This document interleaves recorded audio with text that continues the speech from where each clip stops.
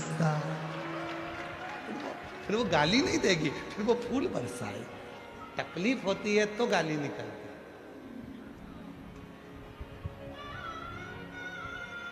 अगर तकलीफ होगी ही नहीं तो गाली क्यों निकलेगी? तू कृपा कर, और कृपा की ना हो जो आदत तुम्हारी, तो सुनी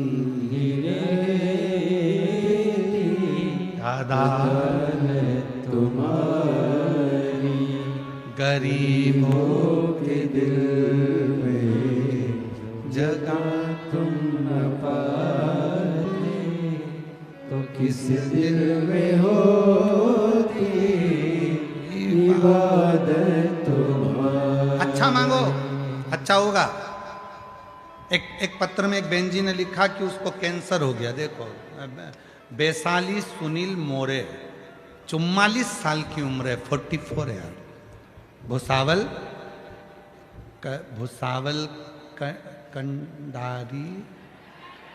भुसावल कंडारी की रहने वाली हूँ। कहीं बैठी हो आप ही हैं? आ जाओ, आ जाओ, आ जाइए। भुसावल कंडारी की रहने वाली हूँ। मेरा मोबाइल नंबर ये है। गुरुदेव, 5 अक्टूबर को हॉस्पिटल गई थी। बाबा, ब्रेस्ट कैंसर की गांठ बता दी थी। कैंसर भी 3rd स्टेज का हो गया था। गुरुदेव, सारा घर घबरा गया। तब पहली बार आपके मुख से कथा मोबाइल पर सुनी थी, तो बेटे से कहा कि डॉक्टर ने कहा है कि ऑपरेशन कराना पड़ेगा और 3rd स्टेज का कैंसर हो गया, ब्रेस्ट कैंसर। बेटे से कहा कि 15 दिन मांग ले तू डॉक्टर से, 15 दिन के बाद में अपन ऑपरेशन कराएंगे। जब तक सीहोर की कावड़ भरा रही है, तू एक काम कर। बेटे को कहा कि तू कावड़ यात्रा में जा, सीहोर की कावड़ भरना। प्रदोष की कावड़ थी, कावड़ का जल सीवन नदी से लिया, कुबरेश्वर धाम पर चढ़ाया, थोड़ा सा जल लेकर आया, मुझको दिया। 15 दिन डॉक्टर से मांगे थे कैंसर के ऑपरेशन। डॉक्टर ने कह दिया था कि ये कैंसर पूरे शरीर में फैल चुका, चांस कम है, बहुत कम। पर बाबा की कृपा देखिए गुरुदेव कैसी है। रुद्राक्ष, शिव का चढ़ा जल लेकर ऑपरेशन के लिए गई। डॉक्टर ने कहा ये रुद्राक्ष और जल आप एक और बाहर रख दो और ऑपरेशन चालू हो। मैंने अपने डॉक्टर से कहा कि ये मेरे पास में रखकर आप ऑपरेशन करो, मुझे विश्वास है। आप कहते हो कि ऐसे ना जाने कितने ऑपरेशन होंगे, ये मेरा भरोसा कहता है कि मेरा ये आखिरी ऑपरेशन होगा, इसके बाद मुझे कैंसर भी नहीं होगा, ये मेरा विश्वास कहता, भरोसा कहता। और वही हुआ गुरुदेव। जल, रुद्राक्ष और ऑपरेशन ऐसा हुआ। डॉक्टर तो कह रहे थे कि कैंसर को शरीर में फैल चुका है, थोड़ा सा समय है। पर आज बाबा की कृपा से उन्हीं डॉक्टर ने मुझे लिख कर दिया कि मैं पूरी तरह से कैंसर से मुक्त हो चुकी हूं। कैंसर, पूर्ण कैंसर। किसने जिताया इनको कैंसर पर? खुद के विश्वास। हमने एक बार कथा में कहा था, जिस व्यक्ति ने यह सोच लिया कि शुगर की बीमारी हो गई है, मैं कुछ खाऊंगा बीमार हो जाऊंगा, शुगर ऊंची नीची हो जाएगी, खाऊंगा शुगर ऊंची नीची हो जाएगी, खाऊंगा शुगर ऊंची नीची हो जाएगी, उसको शुगर की बीमारी लगती चली जाती है। जिसने सोच लिया कि बीपी है, खाओ, डॉक्टर को दिखाओ, इलाज कराओ, डॉक्टर शंकर का रूप है, डॉक्टर शिव का एक रूप है।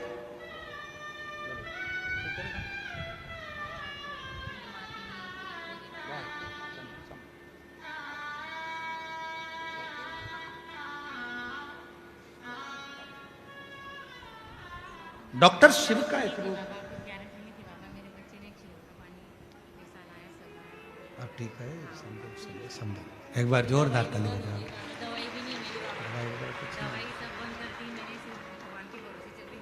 बाबा के दवाइयाँ सारी बंद हो गई है पूरी तरह से। डॉक्टर ने भी कह दिया अब कोई चिंता नहीं है, स्वस्थ है। हम तो बाबा के भरोसे चलते हैं। डॉक्टर शिव का रूप है। आपको तकलीफ है डॉक्टर के पास जाओ, शंकर मानकर जाना। दवाई खा रहे हो ये मानकर चलो कि हम भगवान शिव की औषधि का। कोई तुमसे कहे कि डॉक्टर को मत दिखाओ, ऐसा मत करना। डॉक्टर को जरूर दिखाओ क्योंकि डॉक्टर शंकर है, डॉक्टर शिव है।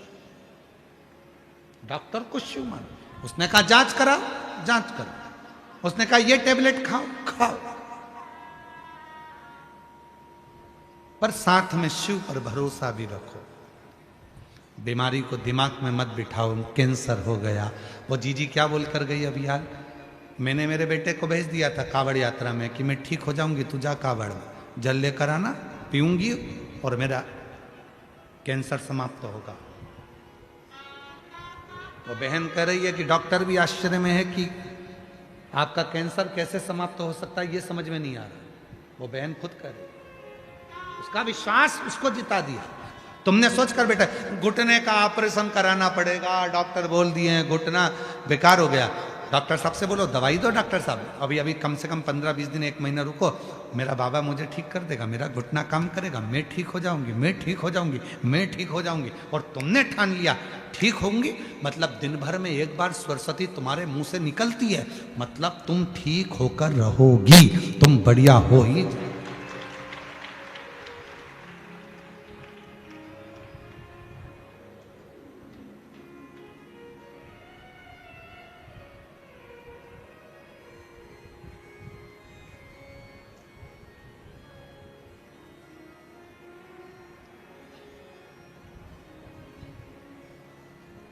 कोई भी पूछे, कोई पूछे कैसे हो, तुम्हारे बच्चे कैसे, माझा मुलगा मुलगी चांगला है, ठीक है, उसमें क्या दिक्कत है, मस्त है।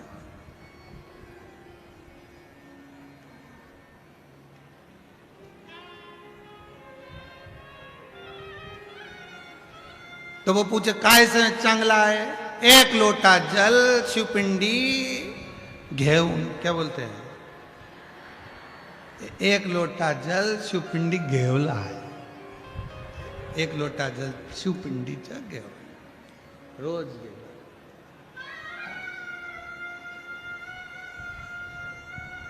वो रोज शिव मंदिर जाते हैं, जल चढ़ाते हैं, शिव का नाम लेते, भगवान भजन करते, बसते रहते।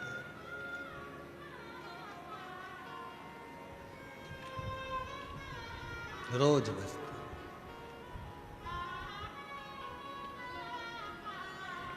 शिव को बसते हैं। मदनासुर की जिभ्या सिद्ध हो गई, वो सिद्ध जिभ्या से लोगों को तंग करने लगा, परेशान करने लगा, परेशान। कभी कभी लोग अपने आप में भी परेशान हो जाते हैं, ऐसा नहीं है कि नहीं होते। एक नई नवेली बहू आई, दही बहुत सारा रखा था, सास ने कह दिया दहिया बिलोले माखन बना ले। और वो नवनीत बनाने के लिए, माखन बनाने के लिए बैठ गई, माखन बना रही थी। नई बहू थी, सिर पे पल्लू वल्लू रख के खूब जोरदार माखन बनाने के लिए जो बैठी और मक्खन जो बिलोने में लगी, और थोड़ी देर बाद आवाज लगाया सासू जी, सासू जी, सासू जी प्रसन्न होकर आई। बोल बेटा क्या हुआ? मक्खन आ गया। अब उसने जिंदगी में पहली बार तो मक्खन निकाला था, तो चिल्ला कर दौड़ी, मम्मी मम्मी सासू जी मक्खन आ गया। सास आई, सिर पे पल्लू लेके जूड़ा बांध के 1 थप्पड़ दिया बहू के मुंह पे। अकल नहीं है, पागल हो गई है, कल की आई, तेरे बाप ने यही सिखाया है, ससुर का नाम लेती है। अब उसको क्या मालूम था कि मेरे ससुर का नाम मक्खन है, लेती ही नहीं। पहले बताना था कि मक्खन ससुर का नाम। ससुर का नाम लेती तेरे बाप ने यही सिखाया, दिया एक धर के। आज के बाद अगर ससुर का नाम लिया तो जीवान खींच लूंगी तेरी। ठीक है। 3 महीने के बाद सास ने फिर दही रख दिया, वो बिलोने बैठी, फिर बिलोते बिलोते फिर मक्खन आ गया, फिर चली जाए। सासू जी, ओ सासू जी, सासू जी दौड़ कर आई, क्या हुआ? ससुरा हंडी में आ गया।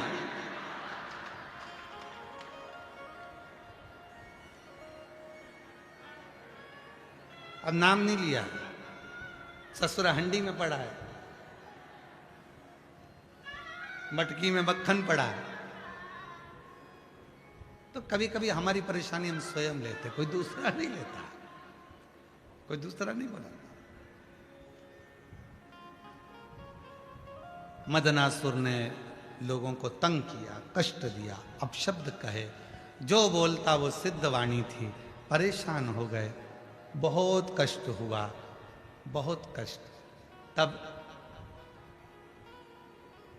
देवता जहां जाते थे, जिस विमान पर बैठकर ऐरावत हाथी पर बैठकर इंद्र जाता था और मदनासुर दूर से देख लेता था इंद्र ऐरावत पर आ रहा है, मदनासुर कह देता था ऐरावत की टांग टूट जाए, ऐरावत की टांग। इंद्र नीचे गिर गया। ऐसे कई लोग हैं अपने जीवन में, लोगों को सुखी नहीं देख सकते, भीतर से जलते जाते हैं। अरे भाई खुश होना चाहिए, पड़ोसी का बेटा डॉक्टर बन जाए, खुश हो, बाबा ने बड़ी कृपा करी, हमारे पड़ोस का लड़का डॉक्टर बन गया, कभी बीमार होंगी तो दिखा दूंगी। पड़ोसी की यहाँ 4 व्हीलर गाड़ी आ जाए, बाबा को धन्यवाद दो, पड़ोसी की यहाँ 4 व्हीलर गाड़ी आ गई, भगवान कृपा करना, कितनी अच्छी बहू आई है, 4 व्हीलर गाड़ी भी लाई है, कभी भी काम पड़ेगा तो 4 व्हीलर गाड़ी फ्री में मिल जाएगी। बड़ी कृपा, बड़ी करुणा, भगवान को धन्यवाद दो। भगवान तूने 2-2, 3-3 मकान दे दिया, बड़ा अच्छा करा, कभी भी सियोर वाला मारा जाएगा तो कम से कम हमारे मकान खेल हो जाएगा, तूने बड़ी करुणा कृपा।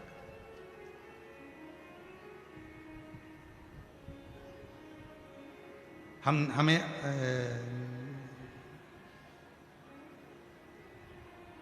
कहाँ है विजय रतन भोई जी? हम कौन सी कॉलोनी में ठहरे हैं? तापी नगर में। अच्छा, हम जहाँ ठहरे हैं भोई जी के यहाँ, तो इधर वाले सामने वाले बाजू वाले आज सवेरे 4 बजे से जग गए हैं, सवेरे 4। हमारा तो जब चल रहा था और हम खिड़की में से धीरे से देख रहे थे, ये बाहर आती अंदर जाती, बाहर आती अंदर जाती, बाहर आती। और 2-3 बार तो छोरा छोरी के दोच भी दिए, जाके देख क्या, उठ के जा।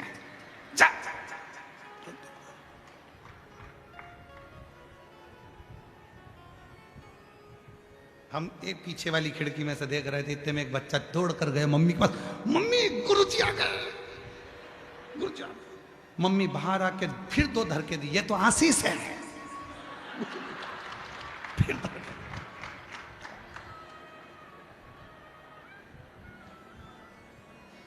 एक तो मकान भी ऐसा है कि चारों तरफ खिड़की है।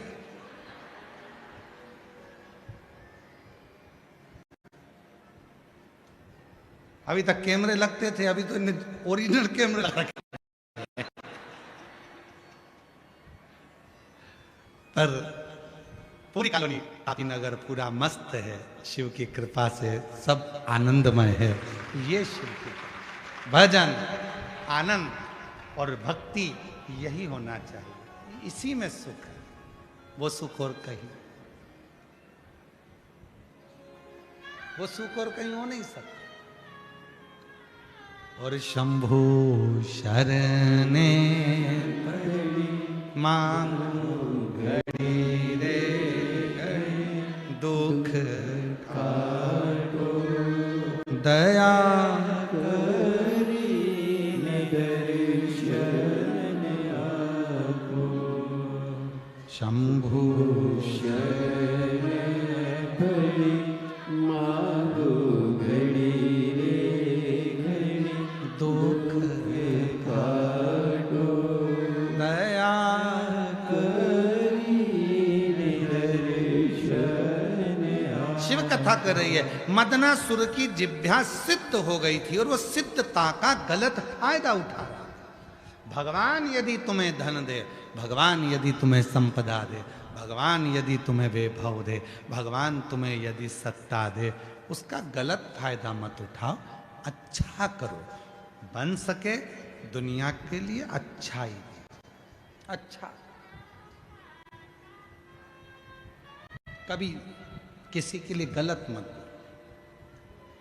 गलत मत। कोई तुमको गाली दे, खुश हो। चंद्रशेखर शिव महापुराण की कथा चंद्रमौलेश्वर चल रही है।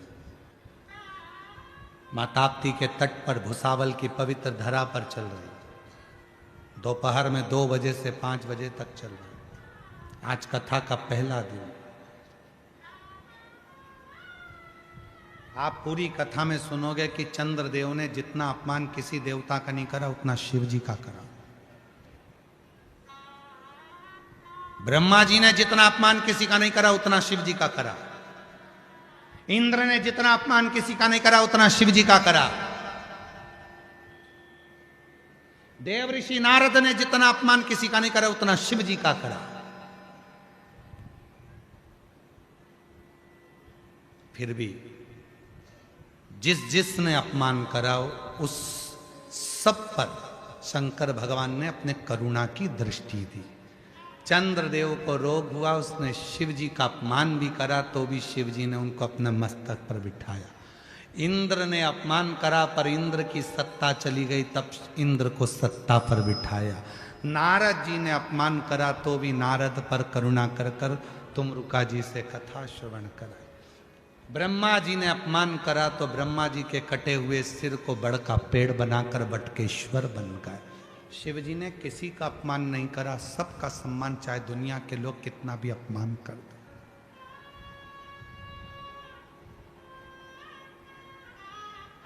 और याद रखना, आप किसी को गाली देते हो तो एक ना एक दिन उससे तुम्हारा पाला जरूर पड़ेगा। आप किसी को अपशब्द कह रहे हो तो एक ना एक दिन उससे तुम्हारा पाला जरूर पड़ेगा, उसकी जरूरत तुम्हें पड़ेगी। इसलिए वाणी ऐसी ना बोलिए जिससे किसी को तकलीफ हो, किसी को कष्ट हो।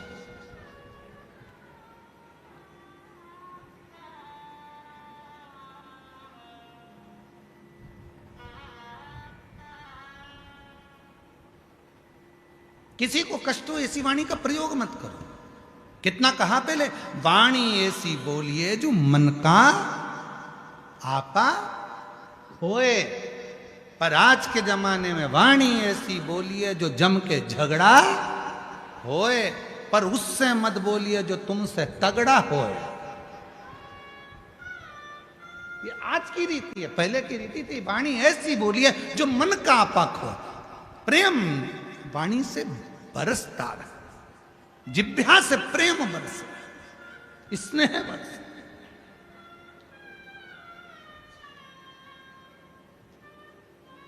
और मेरा निवेदन मेरी जीजियों से, मेरे जीजाओं से, बेटियों से, बेटाओं से, चंद्रशेखर महादेव की कथा चल रही है, चंद्रमौलेश्वर महादेव की शिव महापुराण की कथा चल रही है। आप सबसे एक निवेदन करना चाहूँगा, जितने भी शिव भक्त यहाँ कथा श्रवण करने के लिए आ रहे हैं, जितने भी शिव भक्त, आप सबसे निवेदन करूँ कि प्रयास करो, प्रयास करो। आपके पास में अगर कोई रुमाल है, कोई नेपकिन है, कोई कुछ बैग है, पर्स है, उसमें एक चावल का दाना कथा के पूरे 7 दिन रखो और प्रैक्टिकल करके देखो। जब 7वां दिन हो, उस चावल के दाने को किसी भी शंकर के शिवलिंग पर समर्पित कर कर बाबा से अपने मन की बात कहकर देखो।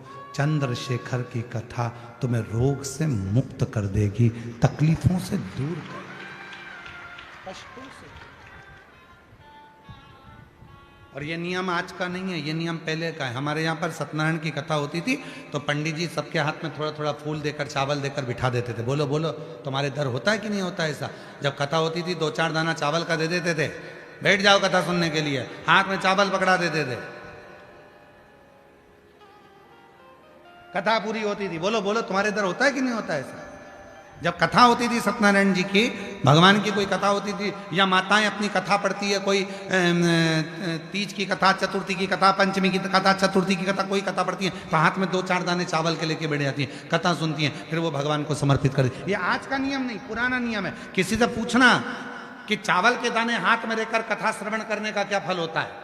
हाथ में चावल का एक दाना भी अगर हमारे भीतर होता है और हम उस कथा को श्रवण करने के बाद वो दाना समर्पित करते हैं, उसका फल क्या होता है? मतलब है चावल का एक दाना मतलब आरोग्यता प्रदान करना, चंद्र का भाव। हे शिव, हम आपको बहुत कुछ नहीं दे सकते, एक चावल का दाना हमारे जीवन का एक अंश मात्र है महाराज, एक अंश।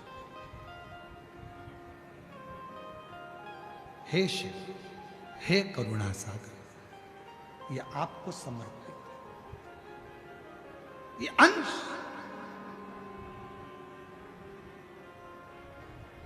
एक अंश।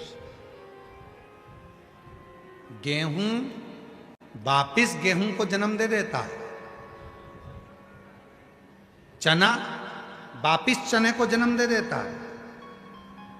गेहूं के भी 2 हिस्से हो जाते हैं, चने के भी 2 हिस्से हो जाते हैं, सोयाबीन सोयाबीन को जन्म दे देता है, 2 हिस्से हो जाते हैं।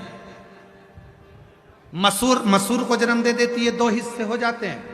पर चावल का एक दाना जिसके 2 हिस्से, 2 फड़ कभी नहीं होते, और वो चावल का दाना चावल को जन्म नहीं देता, वापिस अंकुरित नहीं होता, वो एक बार अंकुरित हो जाता है, फिर दूसरी बार अंकुरित वही चावल का दाना नहीं होता।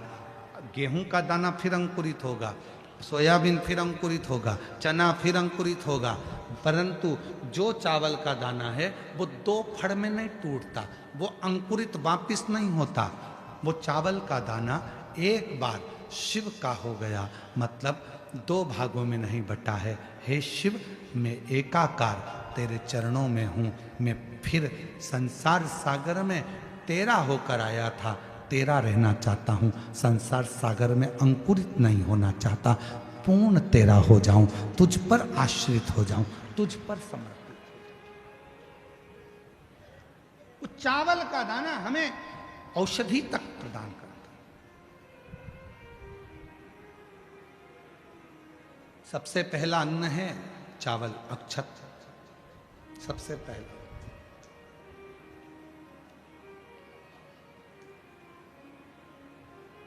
सबसे पहला अगर कोई अन्न है तो वो अक्षत है, सबसे पहला चावल, ये समर्पित है। एक चंद्रमौलेश्वर महादेव का नाम लेकर एक चावल का दाना भी सुख देता। और मेरी जीजियां याद रखें, मेरी जीजियों से निवेदन है, कभी कभी ऐसा लगता है शरीर में अगर कोई गांठ पड़ जाती है, बच्चादानी में गांठ आ गई, चेस्ट में गांठ आ गई, शरीर के कोई अंग में गांठ आ गई, घबराना नहीं है, डॉक्टर का इलाज करवाओ, दवाइयाँ लो, साथ में एक नियम बनाओ, प्रदोष काल में 2 दीपक शिव जी के मंदिर में लगाओ और एक चावल का दाना शंकर भगवान पे चढ़ाना प्रारंभ करो। वही चावल के दाने को वापस उठाओ। अगर प्रदोष का व्रत नहीं है तो उसी दिन खाओ, और अगर व्रत है तो दूसरे दिन उस चावल के दाने को जरूर खाओ। धीरे धीरे वो गठान जो शरीर के अंदर है वो गलना प्रारंभ हो जाती है। थोड़ा दिन करोगे आपको उसका फल प्राप्त होना प्रारंभ हो जाएगा। एक चावल का दाना भी चंद्र का प्रतीक है, चंद्र का। सभी लोग साथ में बोलेंगे, बोल चंद्रशेखर महादेव की। एक चावल का दाना चंद्र का प्रतीक। जिभ्या मदनासुर की जिभ्या बहुत उत्पात मचा, बहुत।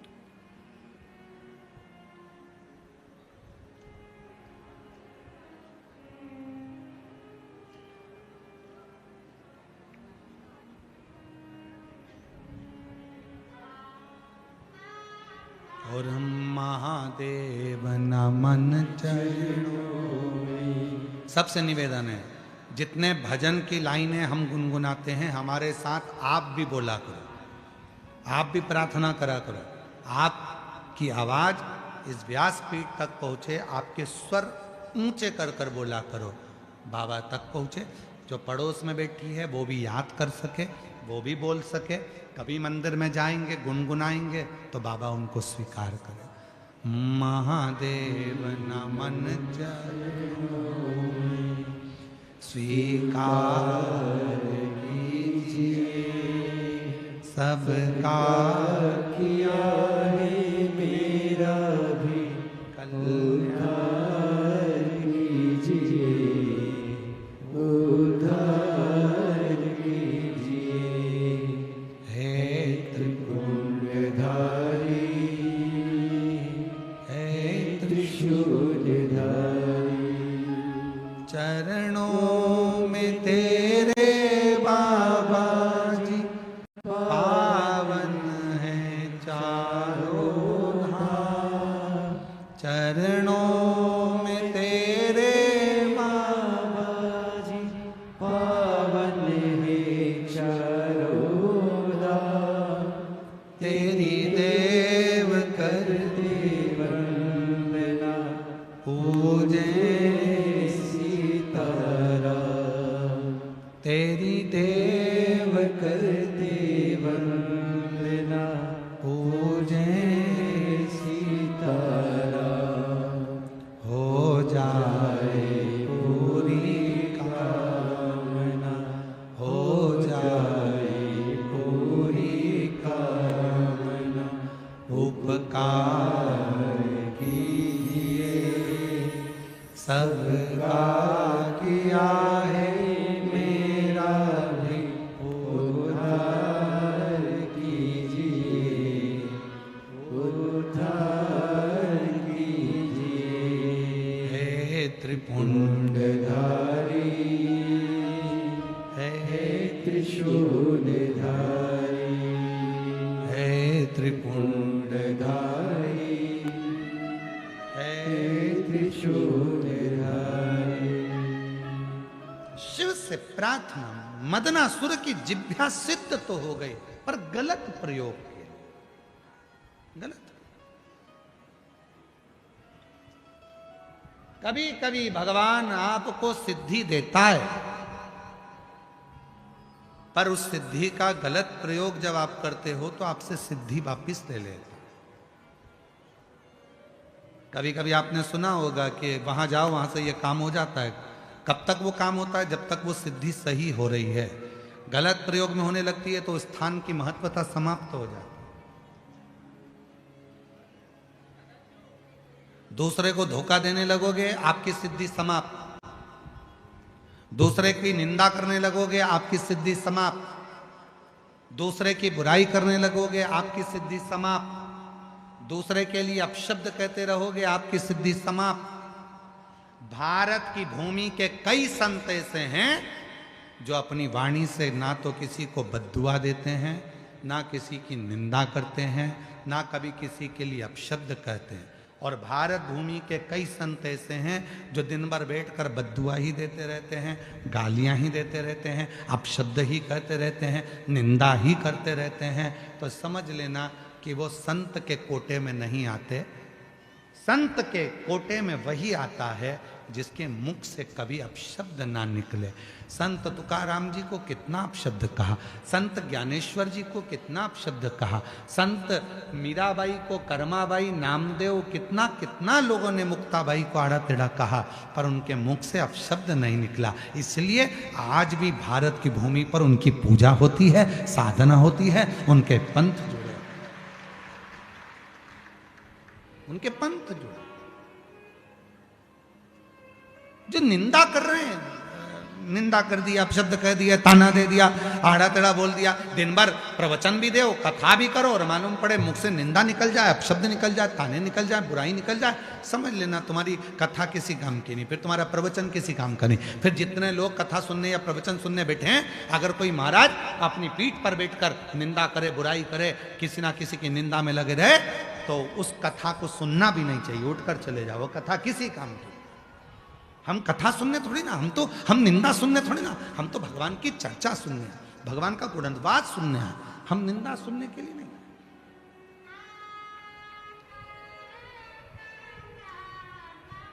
हम निंदा सुनने नहीं आए, कथा सुनाओ। श्री शिवाय नमस्तुभ्यम, भगवान की लीलाओं का गुणगान कर। मदनासुर की जिभ्या सिद्ध तो थी, पर वो सिद्ध किस काम की? आखिरी में देवताओं ने शिव जी से प्रार्थना करी, बाबा आपने सिद्धि दी है, आप कुछ करो। शिव जी ने कहा मैं देकर वापिस लूंगा, ये अच्छी बात है। मैं देकर वापिस लूं, ये ठीक नहीं, मैं वापिस नहीं लूंगा। हां, तुम सब आए हो कि इसके लिए कुछ करो, तो मैं पार्वती जी से प्रार्थना करूंगा, मां जगत जननी जगदम्बा से प्रार्थना करूंगा। शिव जी ने कहा पार्वती, एक मदनासुर है, जिभ्या सिद्ध हो गई तो लोगों का बुरा कर रहा, उसका संहार करना। पार्वती जी बोलती हैं मैं कैसे संहार करूं, जिभ्या तो मुख के अंदर है,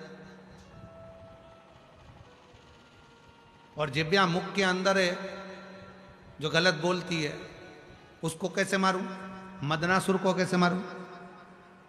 और अगर मैं उसको मारने के लिए गई और जैसे ही मारने के लिए गई उसने जिभ्या से कुछ कह दिया तो मैं तो खड़ी की खड़ी मर जाऊंगी। दिक्कत तो जिभ्या से। मान लो मैं इतनी दूर हूं और उसको मारने के लिए दौड़ूंगी, जिभ्या तो 1 मिनट में चल जाएगी, 1 मिनट में। हमने कथा में कहा था बंदूक की गोली चलती है, तलवार चलती है, चक्कू चलता है, भाला चलता है, थप्पड़ चलता है, लात चलती है, ये सब बाद में चलते हैं, पहले जिभ्या चलती है। अगर जिभ्या ना चले तो बंदूक की गोली भी ना चले, अगर जिभ्या ना चले तो चक्कू भी ना चले, अगर जिभ्या ना चले तो तलवार भी ना चले। ये तलवार कब चलती है? जब जिभ्या चलती है। आप आड़ा तड़ा बोलोगे तलवार चलेगी, आड़ा तड़ा बोलोगे झगड़ा होगा तो बंदूक की गोली चलेगी। कब चली? जब ये जिभ्या चली। तो जिभ्या पर कंट्रोल कर लिया तो ये कुछ चलने वाला है ही नहीं। पार्वती जी ने कहा मैं मारने गई और उसने जिभ्या चला दी तो कहे भस्म भस्म, लो सिद्ध है उसकी जिभ्या। शंकर भगवान बोले दिक्कत तो यही तो अड़ी हुई है, तू बता क्या करे। इतने में पार्वती जी ने कहा एक काम करो, तुम बगला मुख बन जाओ और मैं बगला मुखी बन जाऊं। बगला मुखी? हाँ, जब तुम बगला मुख बनोगे, बड़े सुंदर से दिखोगे, भयंकर नाद हो रहा होगा, मदनासुर का ध्यान तुम पर जाएगा। इतनी देर में मैं उसके पास में जाऊंगी और वो तुमको देखकर एकदम अचंभे में पड़कर जीवान बाहर निकालेगा और मैं उसकी जीवान पकड़ लूंगी, फिर बोल ही नहीं पाएगा, उतनी देर में तो निपटा दूंगी। ठीक है? यदि आप लोगों ने बगलामुखी माता का दर्शन करा हो तो बगलामुखी माता एक असुर की जिभ्या पकड़ी है और उसको मार रही है, वो मदनासुर है। शिव जी बन गए बगलामुख, मदनासुर का ध्यान गया शिव जी की ओर और मां बगलामुखी बनकर पास में गई। वो जिभ्या निकाल कर देख रहा था एकदम अचंभे में। कभी कभी किसी किसी की आदत होती है, एकदम कोई अचानक बात आ जाती है तो एकदम जिभ्या दांतों में दबा लेता है, बाहर निकल जाती है, उसकी भी जिभ्या बाहर आई। पार्वती जी ने पकड़ लिया जिभ्या को, वो भयंकर जिभ्या के कारण गरजने लगा। पार्वती जी ने उसका संहार कर दिया। मां जगत जननी का नाम बगलामुखी हो गया। बगला बोल बगलामुखी माता की, बगलामुखी महादेव की। भगवान शिव बगलामुख हो गए, पार्वती जी बगलामुखी हो गईं। सुंदर स्वरूप चंद्रशेखर महादेव की यह पवित्र कथा चल रही है, जिसमें देवराज नाम का ब्राह्मण का भी प्रसंग आता है और जो शिव की एक भक्ति के कारण परम धाम को जाता है। बिंदुक नाम का ब्राह्मण भी प्रेत योनि से मुक्त होता है। चंचुला ईश्वर और गोरा बनकर शिव पार्वती चंचुला के पति के लिए शिव महापुराण की कथा को तुमरुका जी से वाचन करते हैं, श्रवण कराते हैं। भगवान ईश्वर गोरा आ रहे हैं, जोरदार ताली बजाकर स्वागत करिए श्री ईश्वर गोरा जी का। भगवान शिव और पार्वती जी का सुंदर स्वरूप ईश्वर गोरा का आज कथा